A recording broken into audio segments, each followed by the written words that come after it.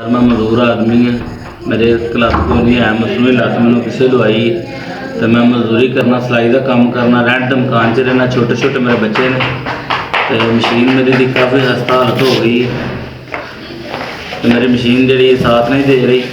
तो मेहरबानी करके अल्लाह पाक तुम जिंदगी दे, तंदुरुस्ती दे, मैंने मशीन कोई नवी ला दे। वो पुरानी मशीन हो गई है, मेरी अम्मी की शादी की मशीन थी तो जी मेरा हम साथ नहीं दे रही है, मैं सारियाँ बन्ने आवाज़ चेक कर सकते हो। थोड़ी मेहरबानी अल्लाह पाक तुम जिंदगी दे, मेरी मदद कर दो बराए करम।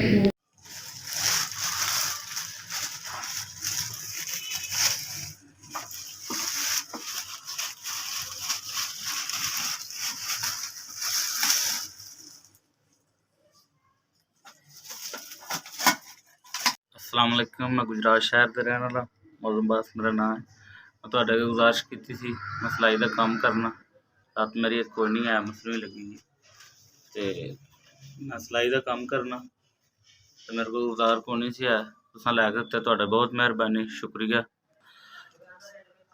माड़ा बंदा गरीब आदमी है, इन्नी गुंजाइश नहीं सी है कि मैं मशीन लै सकां। मैं लाहौर आया तो मशीन लै के दिती है, मेरे नाल तावन किया, मैं तो बच्चों की रोजी कमावांगा और तुहानू दुआवां देंगा।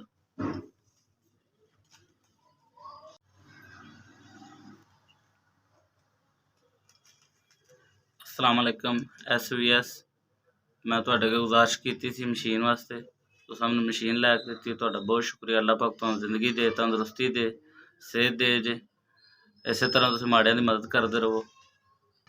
SVS माड़ा बंदा सा, मैं मशीन नहीं सा लै सकदा, तुसां मैनूं 14,000 रुपये की मशीन लै के दित्ती है। मैं एक लत्त मजदूर सा, एक लत्त मजदूर हाँ, दर्जियां का काम करना, तुहाडा बहुत शुक्रिया। अल्लाह पाक इहदा तुहानूं अजर दे, मालक तुहानूं जिंदगी और तंदुरुस्ती दे, सेहत अल्लाह तुहाडे अदारे नूं वसदियां रखे। इहदे उत्ते मैं बच्चों का रिज़क कमावांगा और तुहानूं दुआ देंगा। मेरे बच्चे भी तुहाडे वास्ते दुआ करन दे। SVS तुसां मेरे ते नेकी कीती है, तुहाडा भला होवे।